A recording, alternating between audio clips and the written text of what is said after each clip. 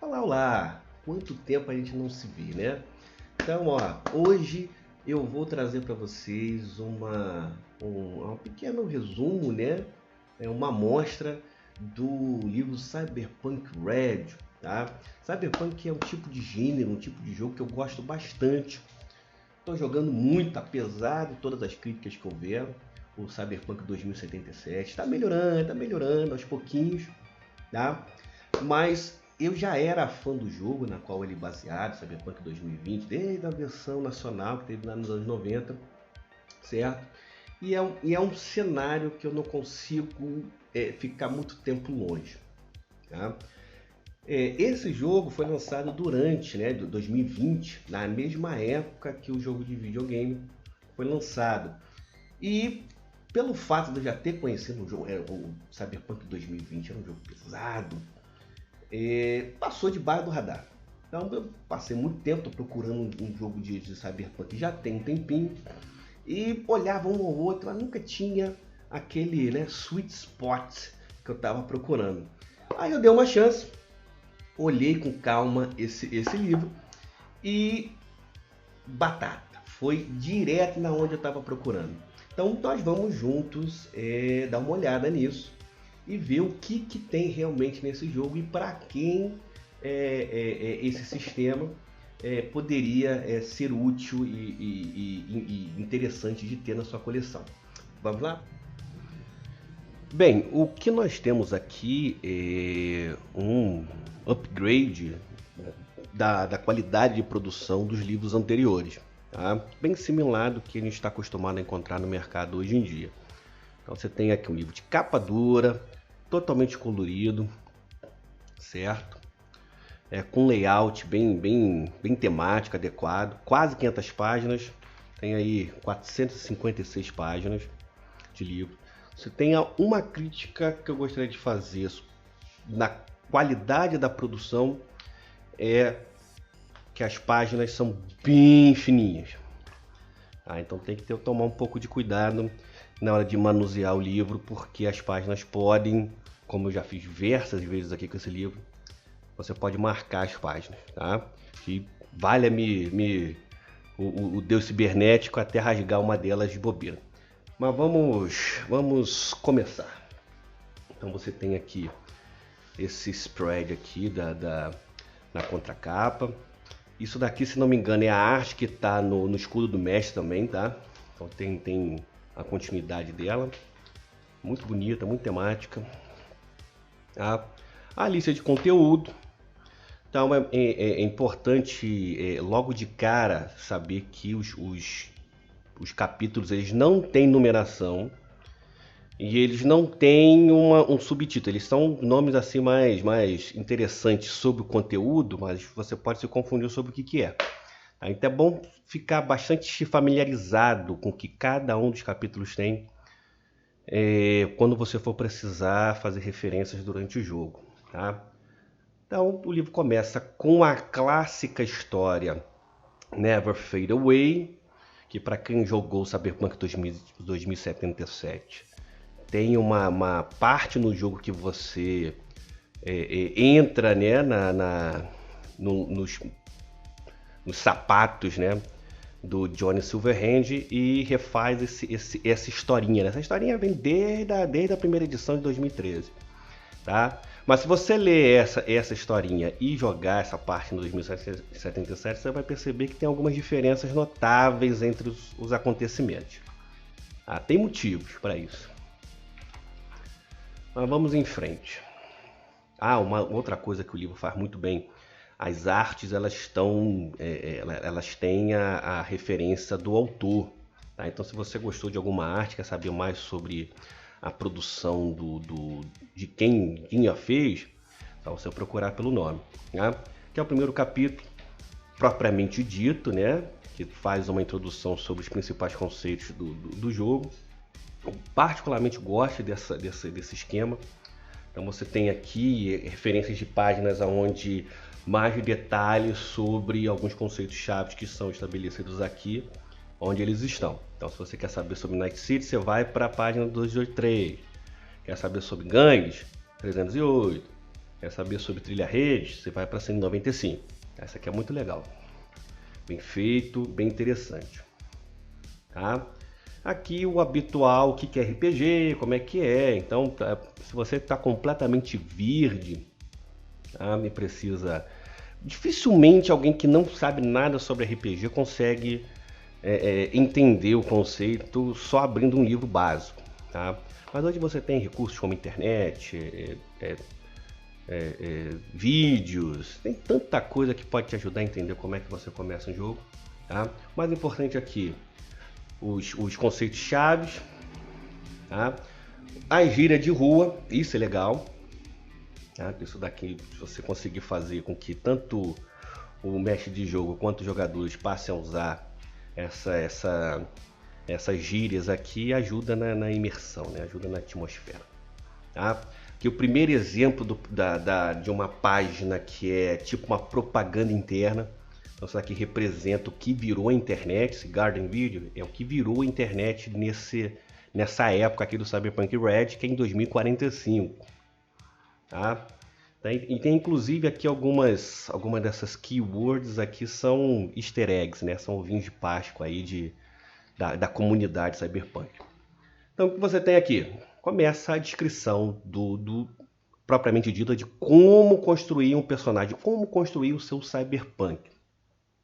O clássico, né? O já clássico, as 3 regras de Cyberpunk, que é estilo sobre substância, atitude é tudo e viver no limite. Tá? E o quarto, que é escondido, que é quebra as regras. Então você tem os 10 papéis, eles vão ser descritos, o que eles são no cenário. Cada um deles vai ter vários subcapítulos explicando cada um, né, o que cada um tem. Então a descrição geral deles. Então você tem 10, são um a mais do que o clássico, né, 9, porque eles desmembraram o tech. O tech já era, na época, quase 2 classes, né? Então dessa vez eles desmembraram o tech do medtech. Tá? Então tem uma classe específica para você ser o Hyperdoc, né? O med mecânico, né? Como eles traduziram no jogo. Começa a construção de personagens, eles dão 3 exemplos. Então eu particularmente sou apaixonado por esses 2 primeiros, que é a forma de você começar rápido o jogo. Então, Street Rat, você rola um dado, faz algumas escolhas e você, tem um personagem pronto para começar. Pá, começa, jogo. Edge Runner, você tem um pouquinho mais de opções, você pode distribuir pontos de perícia, enfim. Mas também é rápido, ele usa muito dos templates do primeiro. E o Complete Package é para você construir seu personagem do zero. Aí sim, aí você começa com distribuição de pontos, você tem um orçamento de dinheiro para gastar, para você comprar tudo. Então, se você quer gastar um dia inteiro, mas quer ter certeza que seu personagem é do jeitinho que você quer, só recomendo isso, na verdade, para quem já está familiarizado com as particularidades, as peculiaridades do sistema, tá? Porque a oportunidade de você fazer besteira nesse aqui é muito maior do que nos outros dois. Os outros dois são bem definidos para o papel que você escolher, eles vão te dar exatamente o que você precisa para começar. E o resto você vai adquirindo durante o jogo. Tá? Então vamos em frente. Left Path, a versão reimaginada do clássico Caminho de Vida, né? Que é um subsistema que te dá um background apropriado para o seu personagem dentro do jogo. Então a diferença do Red para o 2020 é que eles tiraram os efeitos mecânicos do Left Path. Então, por exemplo, se você estiver muito apressado para começar, não quiser, né, gastar muito tempo no início construindo o personagem, você pode começar com Street Rat, botar um ponto na rolagem do Left Path, que é altamente recomendável, tá? Vai te dar várias justificativas para você ter coisas interessantes para fazer durante o jogo. Tá? Mas se você tiver pressionado com o tempo, você pode esperar para fazer isso com mais calma. Tá? E além disso, eles também estabeleceram partes do seu Left Path que são baseadas no papel. Então você precisa escolher o papel e ele vai te dar algumas coisas específicas, né? Algumas opções específicas para aquele papel. Então, cada um deles tem um específico. certo? Aí você vai rolar nas tabelinhas ou escolher, né? Aí depende, o próprio jogo diz para você não forçar ninguém a ser nada, tá? Caso ele não se sinta confortável, não queira, ou queira ter uma ideia melhor com uma outra coisa, não tem nada que deveria impedir ele de simplesmente escolher o que está na tabela ou uma outra coisa interessante. Tá? Mais outra propaganda in-game. Então aqui você tem o que é a farinata, né? Que é a comida, tipo um miojo que você bota um saborzinho em cima e você come aquilo que tem, porque comida real é caro pra caramba. Tá acima dos status da sociedade para conseguir comida de verdade. Nesse capítulo aí entra em mais detalhes sobre o que tem, né? Atributos, perícias e como é que você ainda é uma continuidade do sistema de construção. Então aqui ele vai, além das definições, ele vai dizer como é que você gera esses detalhes para o seu personagem. Então vai para cada um dos papéis, estão vendo aqui? Cada um dos papéis tem uma distribuição no template específica, tá? Então isso daqui é feito para facilitar a distribuição, então ele tende a favorecer os atributos, né, as estatísticas que o jogo chama, que são convenientes para o papel e dá mais pontos nesse e dá menos pontos naquelas que são menos convenientes, certo? O pacote completo você distribui uma quantidade aí que o seu DM te oferecer, certo? Estatísticas derivadas, então o jogo ele institui o ponto de vida, que é uma desvio do que era anteriormente. Tem altos e baixos com relação a esse sistema. O outro de 2020, 2013 era mais realista, mas ao mesmo tempo ele tinha várias etapas que causavam mais trabalho para fazer. E alguns cálculos você tinha que fazer na hora, na hora que você tomava dano.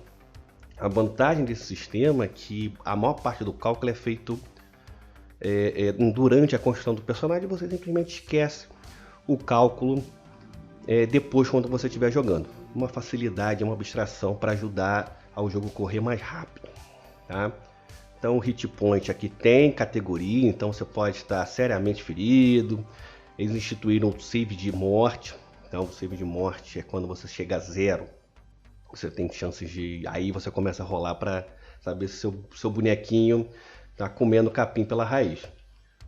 Humanidade, que tem a ver com o sistema de empatia e de cyberware. A gente vai ver isso mais tarde. Aqui só estão dizendo como é que você calcula sua humanidade. E um resumo das perícias. As perícias vão ser novamente retomadas. Você vê como é que é um padrão do livro. Ele explica algumas coisas, mas depois ele explica de novo com mais detalhes. Certo? Tem várias repetições ao longo do livro. Então aqui, para você construir. Então tem aqui uma longa lista. Se você for pegar o template, você pega uma tabelona dessa aqui com 20 perícias e joga na sua ficha e começa o jogo. Certo? Então facilita para você acelerar isso. Tem o sistema de distribuição e tem o sistema de distribuição aberto. E aí eles vão para a categoria de armas. Eles vão fazer uma explicação básica, entendeu? Sendo um capítulo para jogadores, do que são as armas, quais são as diferentes categorias delas. Aí dá a ideia de dano, de rate of fire, que é a quantidade de vezes que você pode atirar ou atacar, né, com uma única ação de combate. O custo, que é um sistema que a gente vai ver depois, que é extremamente interessante, que esse custo aqui representa não só o valor, mas a disponibilidade do equipamento, a dificuldade que ele tem de consertar. Muito elegante esse sistema, muito elegante, e cortou uma boa parte da gordura que havia nas edições anteriores. Tá? Então você vê, as armas em geral, elas vêm por categorias. Então uma pistola média, ela tem as mesmas categorias bases das outras pistolas médias, conquanto ela não tem algo que diferencie. O que pode ser isso? Pode ser munição, ela pode usar munições diferentes, que causam efeitos diferentes.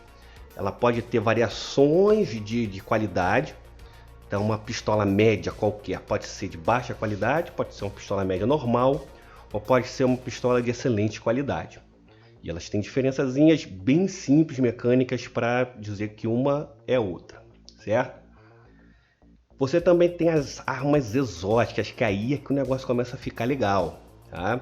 As armas exóticas são o que seria um armamento mágico. Elas são armas normais, o equipamento normal, que não é só para armas, mas elas te dão uma coisinha a mais, certo? Elas têm um desvio mais profundo do que só qualidade, tá? Então, por exemplo, a Air Pistol você pode jogar tinta ou ácido, né? Que é especificamente algo que uma arma normal não consegue fazer, mas ela tem munição especial. Você pode botar as bolinhas de ácido e estragar o dia de alguém bonito, tá? A arma é a mesma coisa, a armadura. O mais importante da armadura é saber que ela tem o que eles chamam de poder de parada, né? Quanto dano ela tira, ela segura. Se ela tem alguma penalidade para você se mover e nos seus reflexos.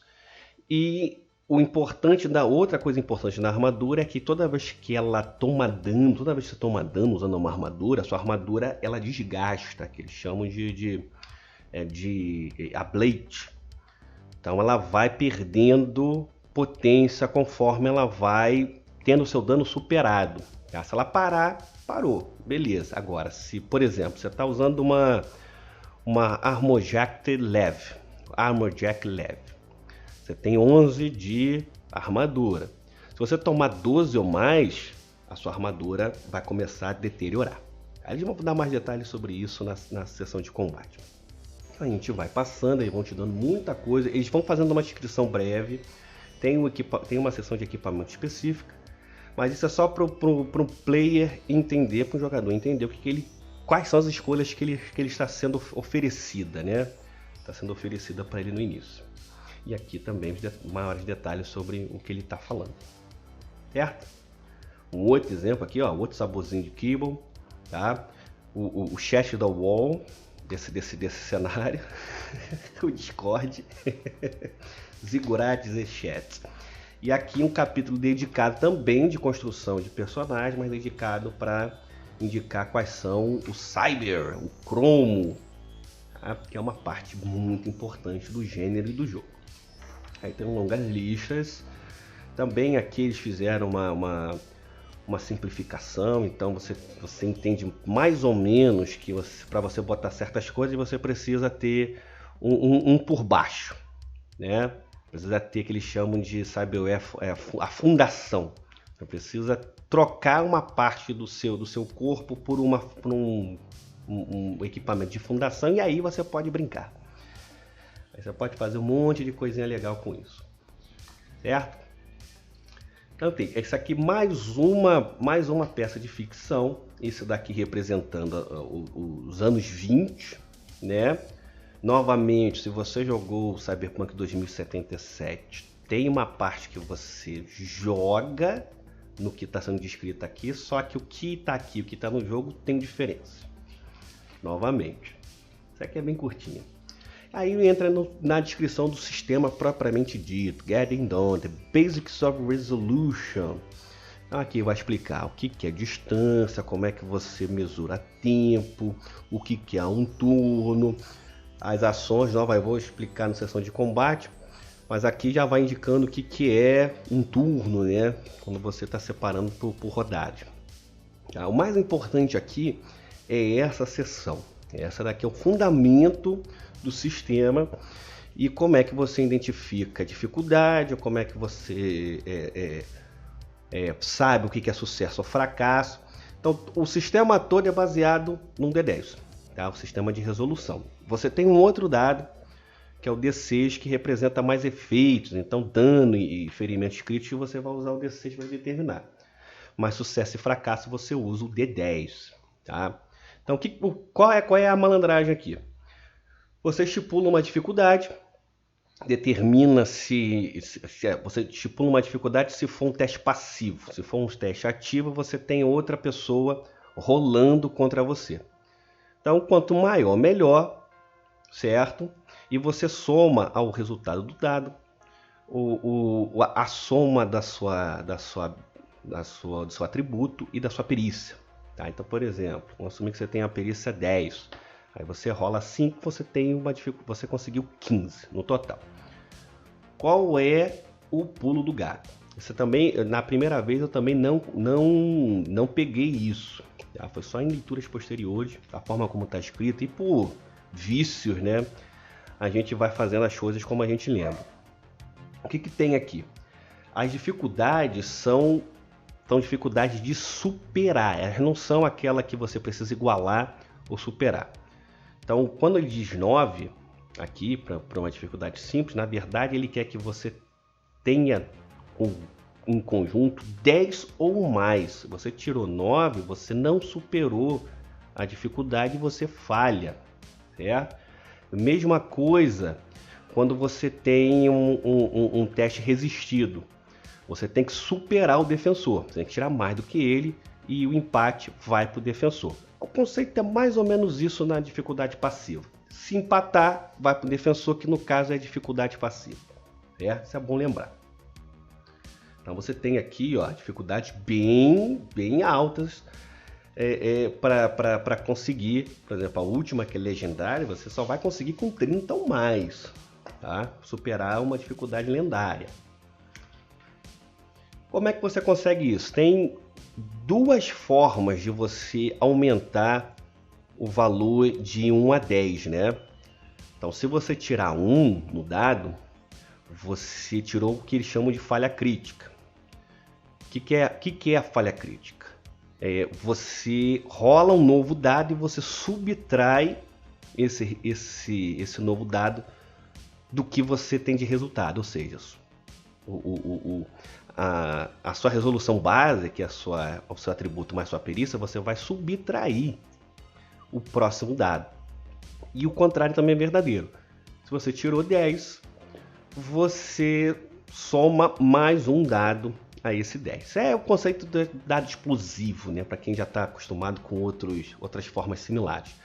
Você só explode uma vez, então você não rola quantas vezes for necessário, tanto para cima quanto para baixo. Tá? E ao contrário do que o nome possa indicar, você ainda pode ser bem sucedido tirando um 1, se você for muito bom na parada, você tirar um, diminui e você ainda supera a dificuldade. Então você continua passando, e a mesma coisa o contrário. Tá? Você tirou 10, somou mais um dado, mas a dificuldade é muito alta, a sua perícia é muito baixa e você ainda não conseguiu superar a dificuldade, então você falha mesmo assim. É uma das coisas que eu mudaria só a nomenclatura. Tá? Eu botaria outro nome para não deixar. Eles até falam exatamente isso nessas barrinhas laterais que estão espalhadas pelo livro. Eles falam exatamente isso. Apesar do nome, não é para confundir, porque não é automático nem para um lado nem para o outro. Tá? Então aqui você tem uma pequena tabela de modificadores. Tá? Uma das coisas que eles mudaram em relação ao jogo anterior. Bem limitado, tá? E formas de você conseguir alguma vantagem. Por exemplo, você pode usar perícias complementares ou você pode gastar mais tempo fazendo algo. Aí você ganha uns bonuzinhos para fazer isso. Aqui aí a gente entra nas descrições mais aprofundadas de cada uma das perícias. Tem muita perícia. Não tem justificativa para ter tanta perícia assim. Algumas perícias são extremamente pontuais, tópicas no que elas fazem. Qual é a opção? Que até o próprio jogo fala isso. Tá? Inclusive ele admite que ele está colocando perícias demais. Qual é a opção? Pergunta ao seu GM. Antes de gastar pontos numa perícia, pergunta ao seu GM se essa perícia específica vai ser útil ou não. Se ele pretende ter alguma utilidade para essa perícia. Tá?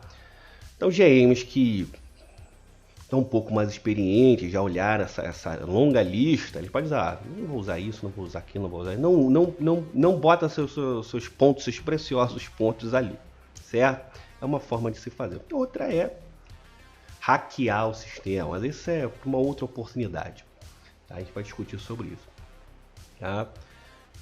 Uma forma muito simples de explicar como é que você repara as coisas, que tem a ver com o valor delas, tá? Da onde você descobre tanta dificuldade quanto o tempo que leva, muito legal, porque resolve rápido. Não precisa de uma tabela extra de descrição em cada um dos itens, não. Você vê pelo item quanto ele custa. Ele custa isso, então o reparo dele tem essa dificuldade e leva esse tempo. Chuchu, beleza. Maravilhoso. Tá?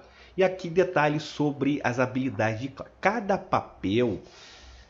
Tem como era antes, mas de uma forma muito mais aprofundada. Cada papel tem uma habilidade de assinatura, habilidade que só esse papel, só essa classe tem, tá? Só ele pode fazer. Tem multiclasse também, tem formas de você adquirir. Aí, tá vendo? Já deixei os nossos combeiros felizes. Tem formas de você fazer multiclasse. Mas em geral você tem um papel e esse papel define o que você é, sua profissão, sua reputação, tudo o que você faz no cenário. E a forma que você faz isso é tendo uma habilidade específica ligada a esse papel. Então cada papel tem uma habilidadezinha que os outros não têm, que o define. Então, por exemplo, o trilha-rede ele é o único que faz interface com computadores, não uso qualquer um pode fazer.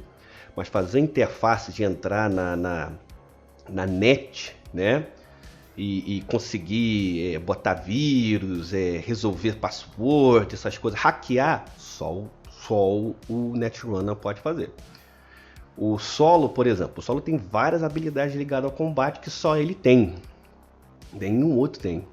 Então cada um dos papéis tem uma habilidade dessa, e aqui a gente tem a descrição. Isso é um avanço em relação à versão anterior, porque na versão 2020 e 2013 você tinha só um parágrafozinho, você também tinha as habilidades, mas era só um parágrafozinho e deixava basicamente para a mesa definir o que aquilo servia, tá? O que levava muita gente só jogar de solo, porque o solo aumentava a sua iniciativa e era bem específico a vantagem. Os outros ficavam muito abertos. Agora não, nessa versão eles tiveram cuidado de dar todo mundo uma coisinha muito importante para fazer. E olha, tem muito papel overpower aqui. Mais do que o solo. Só vou dizer isso. Quem pegar o livro e conseguir ver, tu vai ver assim, caramba, dá pra fazer isso? Dá pra fazer isso? Tem algumas diferenças aqui, eles mudaram algumas das habilidades clássicas, tá? Pro Ezek é diferente, pro policial, né, que eles chamam de lawman agora, é diferente, mesma coisa do nômade, mas elas mudaram para melhor. Agora tem uma coisa muito específica que você consegue fazer, definida, com regras que você pode interagir naquele papel e ela tem algum impacto dentro do jogo. Tá? Não fica mais em aberto, tem um impacto definido que você pode conseguir tendo aquela habilidade. Então aqui nós temos o clássico tiroteio de sexta-noite, revisado, tá? Muito mais simples. Então aqui eles voltaram um pouquinho, o sistema todo de interlock antes envolvia você acumular dificuldades para fazer coisas absurdas. Aqui não, eles deram um passo para trás, foram para o mais tradicional. Então o que você tem no seu turno, você pode fazer uma coisa e se mover, certo? É isso, você pode fazer uma coisa e se mover. Raras são as exceções sobre essa definição. Então aqui as diferentes ações que você pode fazer. Usar uma perícia é uma ação, então você pode se mover e usar uma perícia. Você pode se mover e recarregar sua arma. Você pode se mover e entrar num veículo. Você pode se mover e atacar. Tá? Diferentes formas de movimento, também simplificada. Eles usam metros, né? Graças à Divina Providência. Eles usam metros no jogo. Também tem lá a versão das jardas, né? Para os nossos amigos aí do hemisfério norte. E também uma versão que usa quadrados. Então se você quiser usar um mapa, e eu particularmente acho que um mapa, apesar de não ser necessário, ajuda muito esse jogo. Tá? Ainda mais para definir quem está em cobertura, quem não está, ajuda demais. Então eles já têm uma definição de quantos quadrados. E é bem simples a forma como eles calculam isso. Muito simples. E o que isso afeta as outras partes do sistema. Então você tem, por exemplo, aqui é legal. Além de atacar, você pode fazer um ataque mirado. E isso é legal porque tem efeitos específicos. Então, um dos mais clássicos ataques mirados é atacar na cabeça, e sendo na cabeça o seu dano que atravessar a armadura, que é importante, ele é duplicado. Que novamente eles voltam a reimprimir, né? A deixar impressas a tabelinha de armas. Aqui as dificuldades de cada uma dessas categorias em distância. Então elas têm distâncias ideais. Tá? A regra de auto-fire, que é você pode fazer pay, ou você pode, né? Igual um jardineiro, jogar a mangueira em cima da galera. Tá? E aqui tem regras específicas do auto-fire que simplificou bastante do que é. Aí você tem alguns casos específicos, o combate melee, não só o combate melee também, mas o combate desarmado, então tem várias formas, aí tem uma diferença entre você usar brawling e artes marciais, tá? Artes marciais te dá acesso a algumas manobras específicas, cada uma das artes marciais te dá acesso a 2 manobras, além de uma que todos eles têm. Tá? Então você pode ser especialista em diferentes artes marciais e ter acesso a diferentes manobras. Tá? O usual aqui, coisas que podem afetar um combate ou alguma outra situação. Então, fala sobre ser eletrocutado, sobre os efeitos de estar piradaço na droga, ser envenenado, radiação, coisas bacanas, né, que podem acontecer. E aqui o sistema de cover, que é a base desse sistema de combate. Então ele funciona ao contrário de outros jogos que fazem uma mesuração de quanto seu corpo está escondido, não. Aqui eles fazem um negócio muito simples, binário. Ou você está fora do alcance, fora da visão de alguém, ou você não está. Se você estiver fora da visão de alguém, essa pessoa, se ela não pode te ver, ela não pode mirar em você. Entendeu? Ela não pode. O que ela pode fazer? Ela pode procurar se mover para conseguir linha de visão novamente.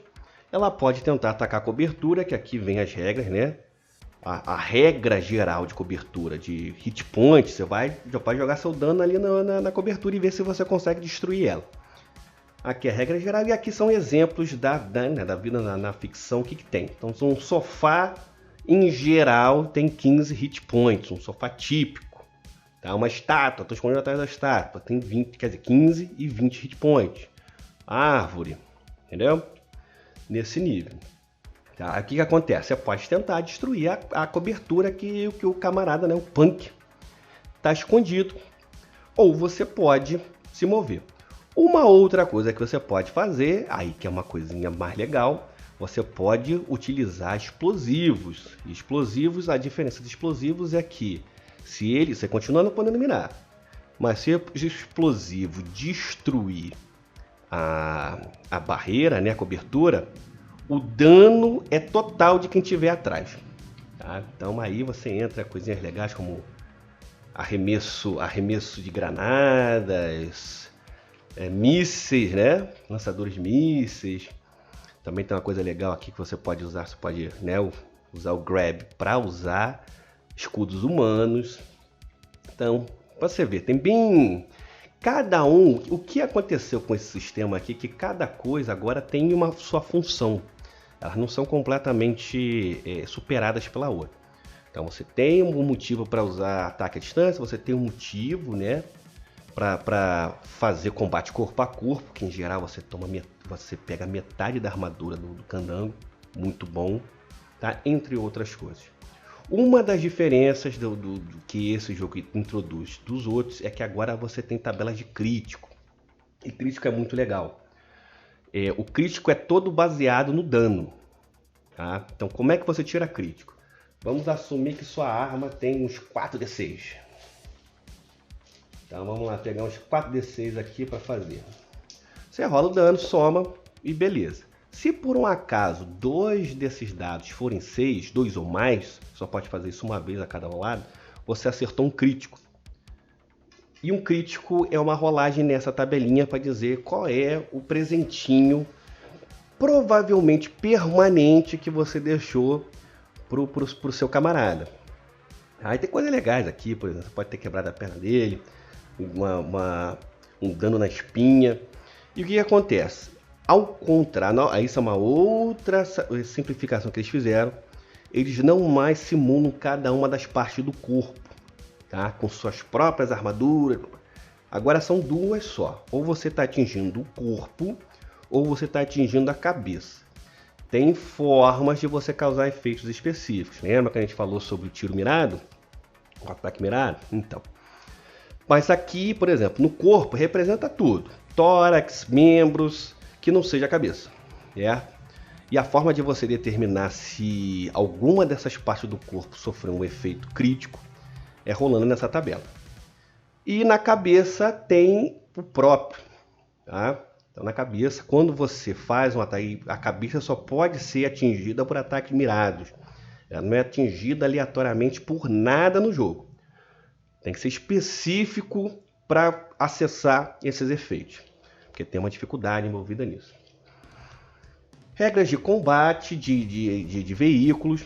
Então eles deram aqui algum suporte, principalmente por causa do Nômade, que o Nômade você vai estar passeando com essas coisinhas legais aqui, direto para cima e para baixo. Então eles te deram algum parâmetro para você resolver esses combates. E por último, um sistema de reputação que chamam de outro tipo de combate, porque está completamente ligado a você encarar aquela encarada dos filmes de ação. Então, sua reputação, além de suas habilidades, está diretamente ligada a você conseguir falar, são mais durão do que ele. Quem conhece aí os filmes dos anos 80 aí, e suas traduções, né, que não podia falar coisa pior, sabe do que eu estou falando. Tá? Entramos no sistema de netrunning. Aqui uma das maiores diferenças que ele fez em relação a um outro jogo. Nesse cenário a internet foi explodida. Quem jogou o Cyberpunk 2077 sabe um pouquinho sobre essa história, que envolve o Ray Bartmoss, a Alt Cunningham. Só que nesse tempo aqui você está ainda durante a época negra, que o vírus do Bartmoss simplesmente tornou a internet global, inocupável. Ninguém consegue ir lá sem se ferrar todo. Então o que aconteceu nesse tempo de paranoia? Os sistemas ficaram isolados, eles ficaram presos, restritos a seus locais aonde eles querem proteger. O que isso dá em termos concretos de sistema? É que o trilha-rede tem que ir com o grupo até o local para conseguir acessar um sistema. Entendeu? Então ele faz parte da aventura, ele não fica mais lá no ar-condicionado, só vendo pela telinha, comunicando pelo radinho o que acontece, o que ele quer fazer. Não, ele tem que estar lá. E tem que estar fisicamente presente, usando uns óculosinhos de realidade virtual, porque aí permite que ele consiga ver o ambiente. Se rolar um tiroteio, ele pode se esconder, certo? E ele, para fazer essas ações na net, ele precisa estar próximo do nódulo de acesso. Ele não pode nem ficar muito longe dele. Então, se você for aquele tipo de GM que é específico com relação a esses detalhes, tem muita coisa legal que você pode fazer com isso. Porque se acontecer o inevitável e você sair de perto, você pode ser arremessado para fora do sistema, que dá uma série de efeitos nefastos a seu pobre e provavelmente morto trilha-rede. Tá? Então, além disso, o trilha-rede agora ele tem que escolher na ação no turno dele. Ele não mais tem um turno completamente separado, então ele continua agindo como todo mundo. E ele tem que escolher se ele vai fazer ações na rede ou se ele vai fazer ações no mundo da carne, no Meat Space, ou se ele vai fazer ações na net. E elas são... você não pode fazer os dois ao mesmo tempo. Tem que escolher um ou outro. Certo? Então aqui vai dando detalhes de como você interage, quais são as suas ações específicas dentro da rede. Você pode, por exemplo... Você pode se mover em diferentes etapas da arquitetura. Você pode fazer um ataque, se você encontrar alguma coisa. Você pode tentar esquivar por essa coisa.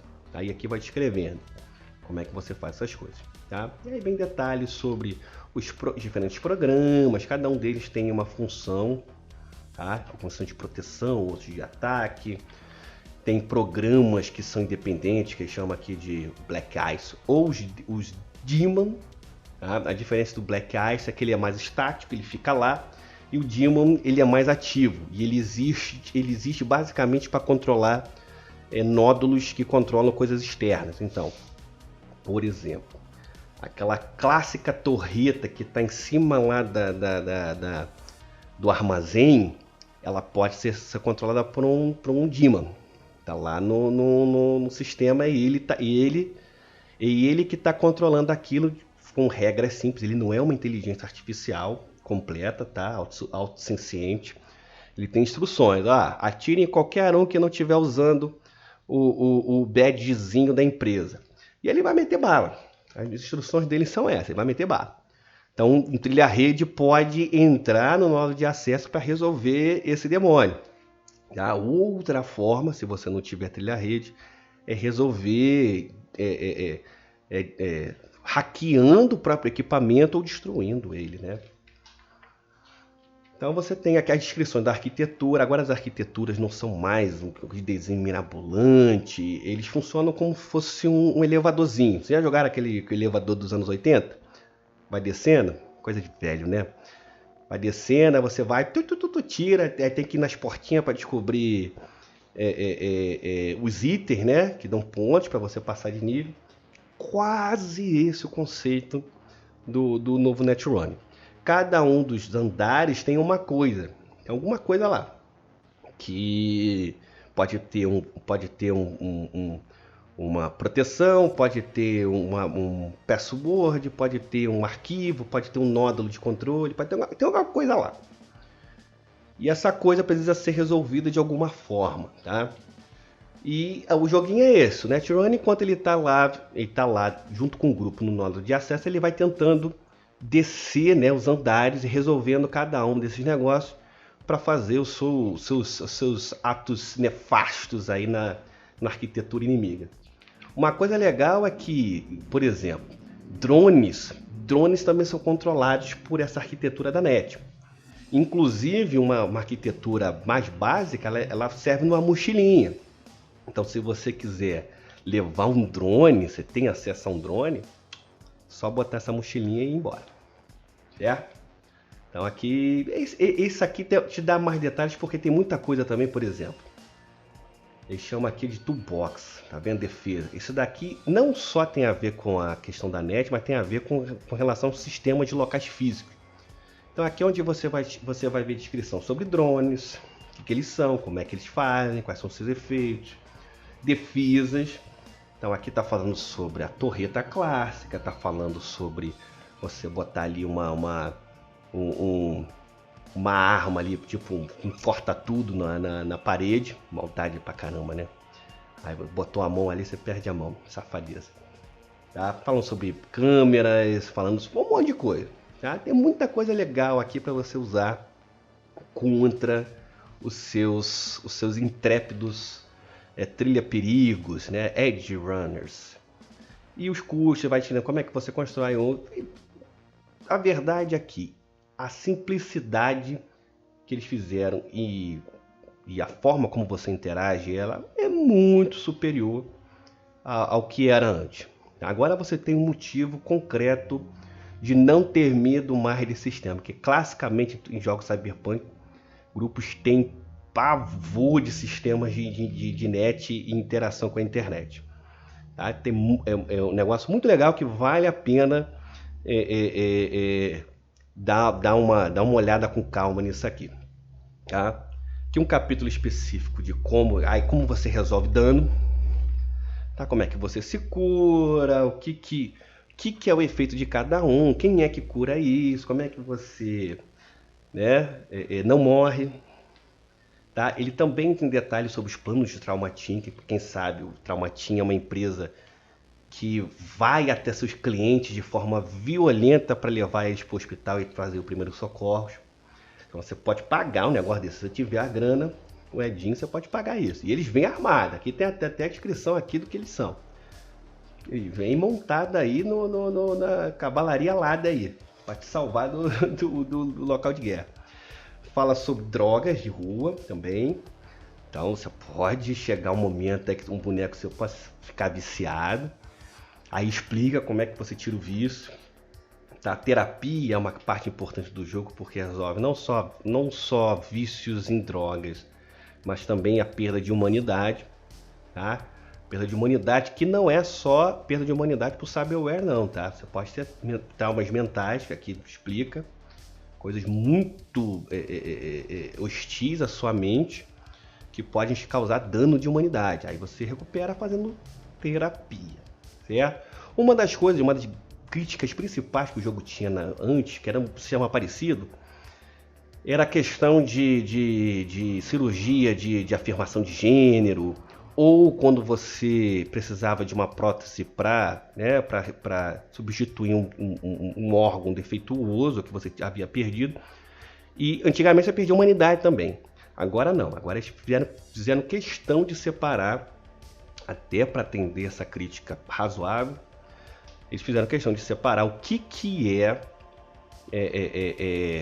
substituição ou aprimora ou você precisar fazer alguma operação por motivos terapêuticos ou médicos, tá? Que esses não entram nesse sistema, e a substituição para você superar os limites da coisa humana, né? Que aí é que entra realmente a parte do cyberware e da perda de humanidade, e eventualmente você pode terminar cyberpsicótico. Tem um sisteminha aqui como você perde seu personagem se você enfiar cromo até aquele lugar do seu personagem.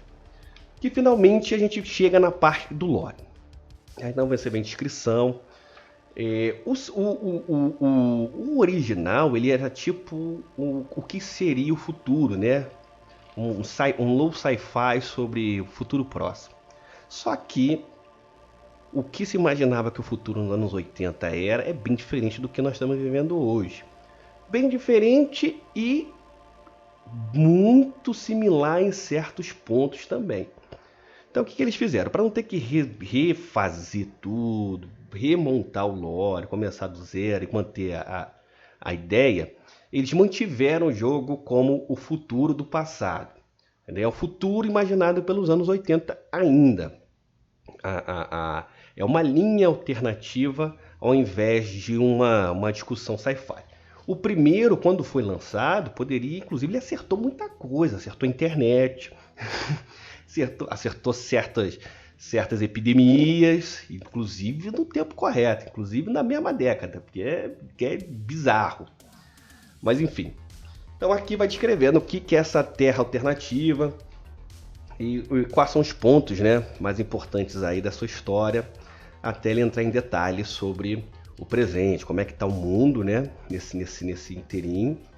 Muita coisa mudou, tá? Por exemplo, os Estados Unidos da América não são mais a grande potência, né, que eles eram na época desse cenário, como eles são hoje. Eles basicamente desintegraram alguns estados americanos, inclusive pedindo independência. E você tem ali uma briga ali para saber quem é que passa por cima, né? Se os Estados Unidos vai ser refeito ou se os estados independentes vão continuar independentes ou vão crescer, né? Vão chamar outros, né? E tudo isso por causa da quarta guerra corporativa, que não só mudou, né, boa parte da geopolítica desse futuro, mas destruiu as linhas as linhas de fretagem. Então o comércio mundial praticamente cessou. Muito pouca produtos e materiais, insumos estão sendo transportados, porque é perigoso. E não só isso, se soma a quebra da internet do Rage, que a informação sobre aonde as coisas estavam também foi para as cacuias. Então as coisas são bem mais insulares e você tem aí um clima de escassez, aí, de retorno, né, de reconstrução ao que era. E, eventualmente, ele vai chegar lá no 2077, onde você vai ter boa parte disso de novo. Tá? Mas nessa época, a escassez aqui domina. A escassez de tudo. A escassez de material, a escassez de recursos, a escassez de emprego, a escassez de informação. Tem uma parte da história que estava na rede e o pessoal não usava mais livro direito, que sumiu. Então, tem gente que não sabe o que aconteceu no passado mesmo. Tá? A educação é muito baixa, o nível de educacional é muito baixo, a menos que você tenha acesso a certos lugares privilegiados. Então aqui começa a contar essa historinha pra gente. Isso aqui é muito importante para fixar mesmo sobre o que o jogo é, tá? Sobre o que você está fazendo com o jogo. Então é importante entender isso, quem são os grandes players, né, das corporações, quem sobrou, né, e quem está começando agora. Então aqui também tem algumas coisas importantes aqui que estão espalhadas, coisas sobre o cenário, por exemplo. Quase não tem mais grandes lojas de marca como nós temos hoje em dia, tá? Porque simplesmente não tem coisa sendo produzida. Então uma das poucas lojas que sobraram, que vende quase de tudo, tipo um Walmart, é dessa Continental Brands, que eles chamam de Oasis. Tá? Aí tem aqui inclusive uma negocinho bacana sobre o que acontece nisso. Esse Oasis é quase um Walmart fascista. Que você só vai comprar aqui aí de você se você não comprar fora. Vou te matar de fome. Tá? Aqui é que você descobre como é que tá funcionando esse núcleo do Oasis, aonde o que tem de distribuição, ainda tem coisa. Tem muita coisa, inclusive em Fontaine, perdida por aí, que os nômades vão lá e pegam. Tá? Mas a produção em si está muito, muito baixa. Algumas coisas cessaram e outras estão muito baixas. Tá? Então aqui várias partes vai explicando o que está acontecendo nesse momento do mundo de Cyberpunk. Tá? Quem são os donos, né? As faces dessas grandes companhias. É tudo aqui. São grandes recursos para você encontrar seus antagonistas no jogo. O próximo capítulo é sobre Night City propriamente dito, então fala sobre a história. Night City virou o cenário de fato, né, do jogo. Na primeira edição, Night City era tipo um adjetivo para qualquer cidade de noite, aí dava ali alguns recursos, só que a ficção, copyright, começou a tornar Night City na sua própria cidade, né? Então aqui vai contando o que é essa cidade, como é que ela começou, como é que era em 2020, como é que ela é no tempo do jogo, né, em 2045. Tá? Teve uma bomba atômica que foi estourar no meio da cidade, né? E nessa época esse núcleo da cidade, onde foi a hora zero lá, o ponto zero, aí virou pós-apocalíptico. Então tem um raio ali no meio de Night City ali que é prédio caindo, é gente com roupas mate para conseguir chegar lá, que a radiação tá assim. Tá? Quais são as diferentes zonas? Então tem um mapinha aqui muito legal, que essa parte preta aqui já foi. Vai ser eventualmente reconstruída, mas o pessoal por enquanto está reocupando as partes externas, né? E a cidade está começando a abocanhar os bairros suburbanos que estavam em volta da ilha. Essa parte vermelha aqui é conhecida como a parte de combate, que aqui não tem lei, não tem regra direito. Que as gangues dominam, o pessoal sai metendo bala. Não tem conversa. Já vai escrevendo que cada um deles são. E aqui, para se entender esse cenário, né, esse mundo futurístico, aí começa a explicar o que sobrou dos serviços públicos, quem está fazendo a segurança, cadê os hospitais, aqui começa quem é quem são os principais players, né, de individuais agora, que estão na cidade, quem são as principais gangues, aqui tem algumas famosas do jogo 2077 e famosas de 2020 com algumas novidades. Tá? Então, as descrições de locais de interesse. Então, quando você quer saber onde é que está o Bar Afterlife, você vai encontrar ele aqui, certo?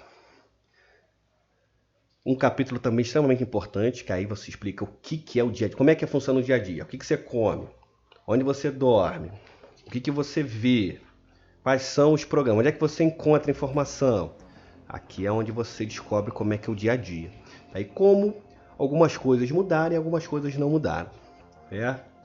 Eles estipularam o conceito do agente, que o agente é basicamente um celular moderno, onde você acessa a internet. A internet que sobrou, que não é chamada internet, é chamada data pool, e ela não tem conexão global. Ela é uma internet local, feita dentro dos limites da cidade. Então tem muita informação ainda que você precisa, às vezes, contratar um nômade para levar essa informação. Certo? Então você tem tudo isso, o que são essas coisas, o que você come, tá? Como é que você consegue itens, né? Tem as benditas e tem as bodegas, tá? O capítulo sobre equipamento, aí sim, esse capítulo aqui é um capítulo fenomenal, porque não é só um capítulo de descrição de equipamento, mas aí é que começa a explicar, né, para o leitor o que aconteceu, como é que chegou nesse momento de escassez e por que ainda não é pós-apocalíptico, porque ainda não tem gente, pelo menos dentro da cidade, vestido máscara de hóquei e com roupinha de couro com as nádegas de fora, porque ainda não aconteceu dentro da cidade. Talvez aí nas estradas aí o negócio já tenha descambado para esse nível, tá? Então, como é que as coisas são levadas de um lado para o outro? É falar sobre o papel fundamental dos nômades, tá? E também dos trilha-redes, porque a informação ainda está por aí. Ela só precisa ser achada. Aquele container onde tem um monte de agente que foi perdido com data crash, tá em algum lugar aí. Tá em algum armazém perdido aí. Como é que você chega lá? Entendeu? É uma excelente forma de você criar aventuras para os seus personagens. Tá? Como é que você consegue as coisas que não são baratas. Então você tem um teto de coisas que você pode conseguir normalmente no oásis e nas bodegas da vida. Mas aí você quer aquele lança-foguete bonitão que você precisa resolver um negócio sério. Tá? Então os mercados noturnos são a forma que você chega nesses itens mais interessantes. E aqui tem uma repetição desses itens. Tá? Agora aqui você consegue um pouco mais de detalhes sobre eles. Tá? Como você altera as armas normais. Então você tem Weapon Attachment, a descrição dela. Então dá para fazer um monte de coisa com isso. As diferentes qualidades das armas. Exemplos no cenário de que essas armas são. Tá? Uma das grandes críticas que eu ouvi sobre esse livro novo, o pessoal acha que não tem mais o gunporn, né, que eles chamam. Mas as armas específicas estão aqui, elas estão aqui. Então, tem muita coisa aqui clássica, como a Minami 10, a pistolona do Johnny, tá? Que é uma arma exótica, inclusive.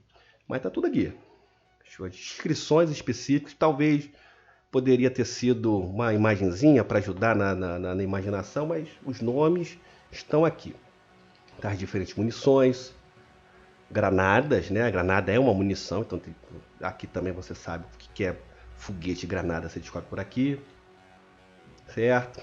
Novamente descrições melhores sobre quais são essas armas exóticas, o que elas fazem, tá? As regras específicas delas, muito equipamento diferente para você gastar seus edinhos suados, tá? Forma sobre moda, o que você veste, repetições, então ele concentra muitas das informações que estavam nos outros capítulos, ele concentra nesse aqui para ficar fácil a consulta, certo? Inclusive do net running, diferentes defesas. Aqui entra em detalhes sobre estilo de vida, o que você come, onde você dorme. Tem regras específicas com isso, tá? Então você tem que pagar para dormir, senão você pode dormir nas ruas ou no seu veículo, que pode te dar uma quantidade. Se você sobreviver à noite, começa por aí, você ainda pode receber vantagem, você dorme desconfortável, tá? Então tem todo um subsistema para você lidar com isso, com fome, né? Fome é um dos principais problemas desse futuro, tá? E aqui, isso daqui é perfeito, porque isso daqui tem um sistema de como você estrutura uma campanha sobre sobreviver e como você sobrevive ganhando dinheiro. Então você tem as missões, né? Os trabalhos, né? Você tem os bicos. Os bicos são separados para cada um dos papéis. Aquele que quando está semana fraca, você não está no hospital se recuperando de um tirão-baço que você recebeu. Você pode, vou fazer um bico. Aí você ganha um dinheirinho só para dizer que você não tá, que é uma coisinha de pouco risco, mas também de pouco risco e de pouco recompensa, tá? Então cada um dos papéis tem um tipo de bico diferente, é aleatório, tá? Então tem que rolar na semana. Pode chegar no ponto que você não recebe porra nenhuma, certo? E não é específico nenhum, não é. Eles espalharam isso para não ficar muito facinho, certo? Uma das outras formas de você ganhar dinheiro é comprar e vender. Então, a aventura é importante você lutear as coisas, porque as coisas são raras. Você pode usar e você pode vender. Aí vender você vai encontrar seu canal para fazer isso, tá? E aqui vem o capítulo de mestres, aonde ele vai escrevendo, vai te dando algumas aqui um dos motivos por ter aquela lista extensa de perícias, porque eles querem abrir para vários tipos de campanhas diferentes. Enfim, eu acho que particularmente o jogo deveria focar nesse livro básico, não posteriormente, mas nesse livro básico, nos edge runners, nos mercenários, que o jogo está prontinho para isso, tem os sistemas necessários para isso. Mas quer fazer uma turnê de roqueiros, só você seguir seu coração, certo? Como você, o clássico, né, grupo de ladrões, tá? Que é uma das bases das missões, né? Você conseguir algo que você tem que tirar de outra pessoa. Aqui tem um dos pontos fracos desse livro, que eu particularmente acho, que eles ensinam como você roteirizar o seu jogo, inclusive com estipulação de tempo. O grande problema disso, além de ter regras espalhadas nele, regras importantes, é que ele pode levar você para o problema que ele no final admite, que é você fazer um jogo sobre trilhos, né? Onde você engessa o dia de jogo de tal forma que você não consegue prever as coisas diferentes, as coisas mirabolantes que o grupo de jogadores fizer. Aí ele praticamente sugere para você ignorar. Então tá aí, você tem aí um longo capítulo aí que ele termina dizendo que você talvez não deveria usar da forma como está escrito. Enfim, isso daí vai ser uma oportunidade para discutir melhor em outra oportunidade. Tem aqui a regra de progressão. Então eles fazem aqui uma divisão de tipo de jogadores. Aí explicam o que você pode dar para cada tipo de coisa que os jogadores podem ter feito no jogo, tá? Aí separam, você pode ser individual ou você pode dar para o grupo inteiro, tá? E aí fica de acordo aí com vocês determinarem como é que você melhora as suas perícias. Então os custos, certo? Exemplos de adversários, tá? O próprio livro te dá uma forma muito mais interessante de fazer, por exemplo, capangas de baixo nível, muito mais rápidos. Você vai usar uma vez só. O próprio livro te dá formas mais elegantes de você fazer isso. Mas quando você precisar de informações a mais, você tem aqui esses perfis, né? Esses perfis são usados ao longo do livro. Você substitui uma coisa ou outra, e esse, por exemplo, esse gangster de rua vira outra coisa, tá? Só você mudar umas coisinhas aqui e outras.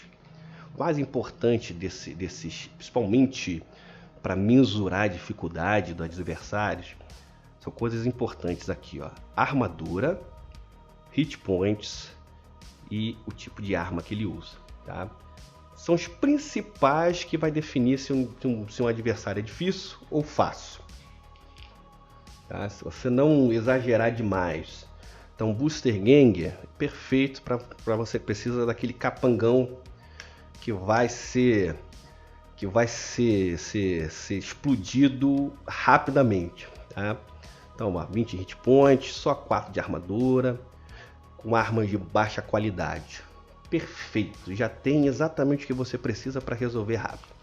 E aí você pode chegar até o que eles chamam de tenentes, mini bosses ou boss.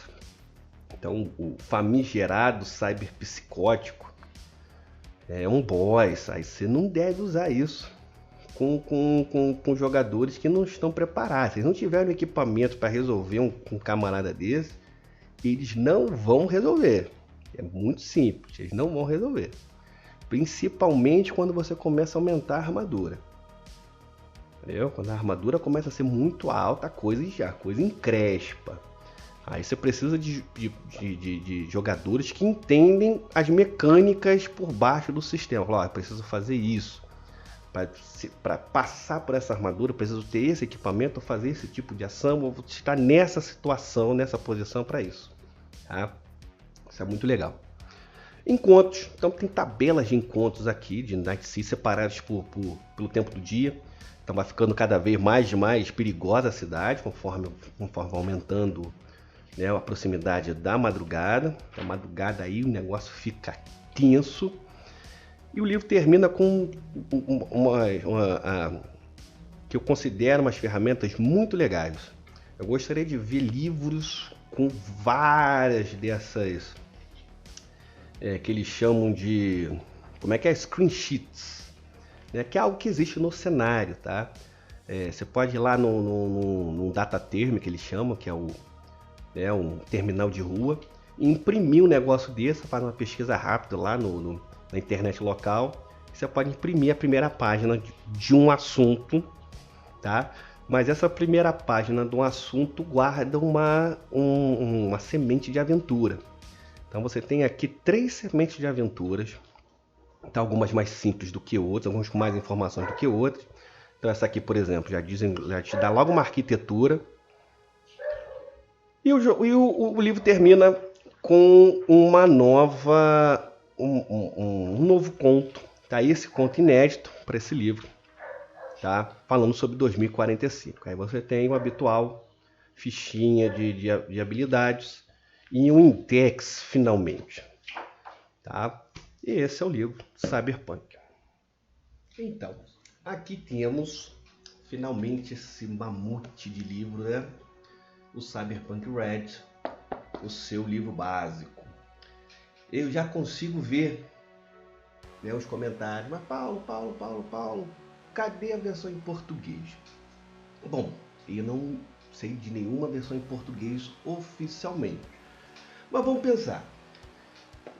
A Ergetal Soran Games tem um outro livro, né, uma outra linha que eles estão desenvolvendo também junto com a CD Projekt Red, que é o The Witcher. E o The Witcher tem uma versão em português que foi traduzida pela Devir.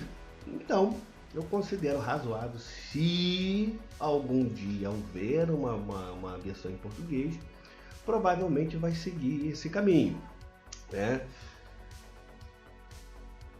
Que o papai Gag se nos salve. O que nós temos então nesse sistema, nessa versão nova do Interlock? Tá? Eles fizeram muitas revisões, avanços, saíram das versões anteriores, que era mais simulacionista, para produzir um jogo um pouco mais abstrato, mas que é mais dinâmico na mesa. Para mim isso sempre é um ponto positivo. Já passou do tempo de livros que tem muito crunch, né, como o pessoal, muita crocância, né? E eu particularmente gostei da dinâmica, não só a dinâmica da parte onde tem ação, mas também da questão da economia, onde eles criaram ali uma dinâmica interessante ali para você ter uma campanha, né? Distribuindo missões dentro dos fixers. Cada um tem você pode fazer uma coleção de screen sheets e sair distribuindo nos fixers na cidade e deixar os jogadores escolherem as missões das quais eles eles querem participar. Inevitavelmente eles sempre vão arrumar problema. Tá? Isso que é a parte legal do jogo. Tá? Mas você tem pontos negativos para falar sobre ele. O livro básico é muito desorganizado. Isso não tem como passar pano para isso. As informações elas vão e voltam. Uma parte do layout, apesar de ser bonito esteticamente, os pequenos lembretezinhos, né, que estão do lado das páginas, muitas vezes, às vezes você vai esquecer que ele está lá. E tem clarificações, informações importantes ali. Por exemplo, quando você finalmente vai entender o que é uma granada, você vai ter que ler um blurbzinho pequeno no canto da página. É onde está. Você fala essa granada o tempo todo, mas onde é que está a granada? A granada está nesse blurbzinho. Fala, a granada é uma munição perfurante de armadura. Então o livro tem vários desses pontos aqui, infelizmente, tá? Acredito que nunca vai acontecer, mas se houvesse uma revisão só do livro, sem precisar mexer no que o sistema apresenta, e reorganizar as coisas, por exemplo, colocar, como muitos jogos modernos fazem, né? Colocar os papéis, tudo que você precisa saber das informações de um papel próximo, porque aí aceleraria a criação de personagens. Tem muita gordura ainda, mas ainda acho que ela tá de tal forma que você consegue comer pelas beiradas. Dá para você evitar essas armadilhas que ainda são artefatos das versões anteriores do Interlock, né? O nome do sistema na qual o Cyberpunk Red é baseado. Tá? E em tempos você vê que eles poderiam ter ido mais profundamente, talvez dado uma enxugadinha aqui ou sido mais criativos ali. Tá? Por exemplo, no capítulo de mestre, né, que eles falam sobre roteirizar, seria muito mais interessante. Nós já temos jogos de narrativa que já fizeram coisas muito melhores e organizaram o jogo de tal forma que você pode ter sua historinha, mas ela não é necessariamente engessada, né? Por exemplo, temos o Coach lá que fala sobre, muito interessante isso, e ajudaria muito, tá, com o FPF que tem nesse jogo. Você fazer uma rede de contatos, né, de NPCs ligados aos personagens jogadores, e você vai trabalhando essas relações, né? Ou trabalhando a reputação e a amizade, a rivalidade entre as diferentes facções dentro da cidade. E, particularmente é o que eu mestrando esse jogo faria. Obviamente cada um tem sua mesa e é livre para fazer da forma que quiser. Ponto positivo, a gente terminar numa nota legal. O jogo é bem modular. Isso facilita bastante, principalmente para quem gosta de hackear sistemas, criar algumas coisinhas diferentes. Talvez eu faça um vídeo de algumas ideias que eu tenho sobre como hackear isso. Eu não acho que precisa mudar muita coisa não. É uma coisinha aqui ou outra. É interessante até para treinar. Ele é modular. Então as coisas não são interconectadas de tal forma que se você não gostar de um aspecto do sistema, você não possa chegar lá e mudar. Tá? Agora, sempre sensatez, bom senso é sempre muito importante. Tá? As regras foram simplificadas bastante, principalmente as regras de combate. Antigamente era um caos, porque você tinha que simular cada uma das balas. Agora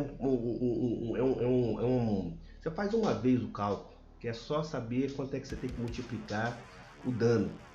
E é um teste só. É muito mais elegante, muito mais elegante. Outra coisa elegante foi as regras que eles mudaram. Por exemplo, a regra de trilha-rede. Muito legal o que eles fizeram ali, que eles juntaram lore e juntaram um gameplay, uma jogabilidade, aonde você tem que ter o personagem, né, que ficava fora, praticamente jogava um jogo diferente dos demais. Ele tem que estar próximo ali e ele está sofrendo as mesmas coisas que os outros personagens estão sofrendo. Tá? Então, muito legal isso.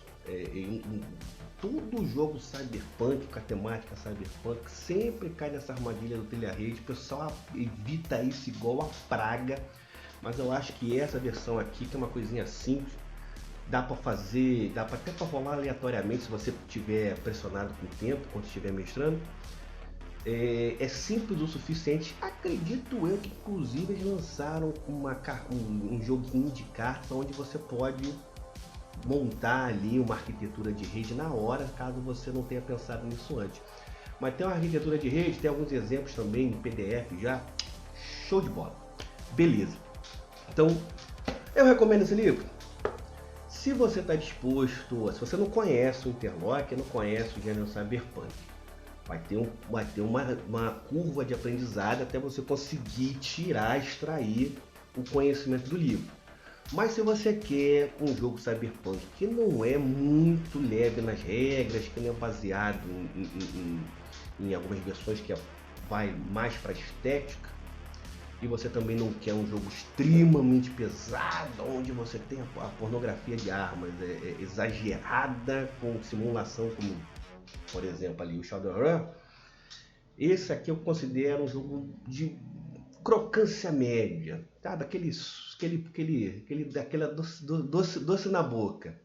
Ah, se é isso que você, ou quem estiver vendo o vídeo, procura num jogo Cyberpunk, ou no jogo em geral, no RPG em geral, eu recomendo esse livro. Ele é muito divertido.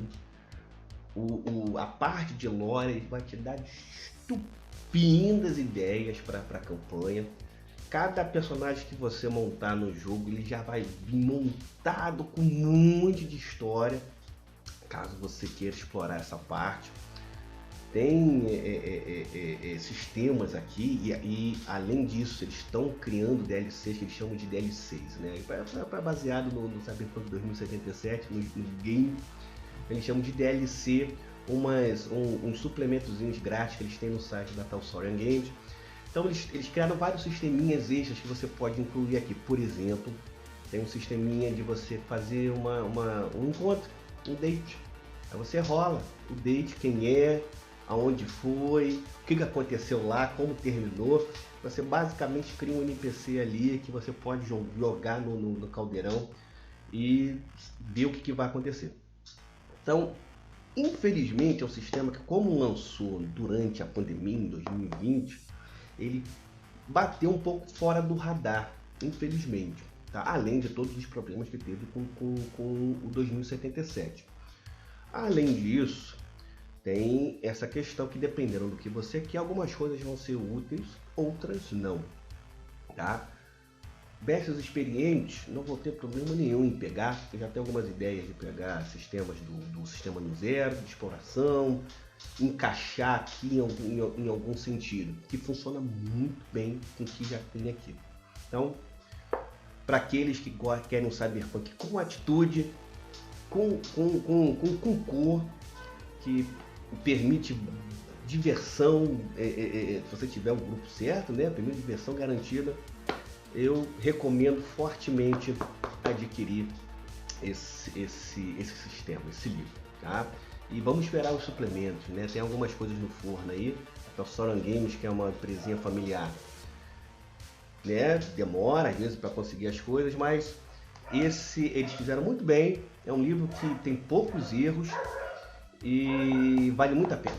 Então, ficamos aqui, até a próxima. A gente vai falar mais sobre isso, a gente vai dar um mergulho profundo nesse jogo, nos sistemas, né? Nesse jogo, no futuro breve.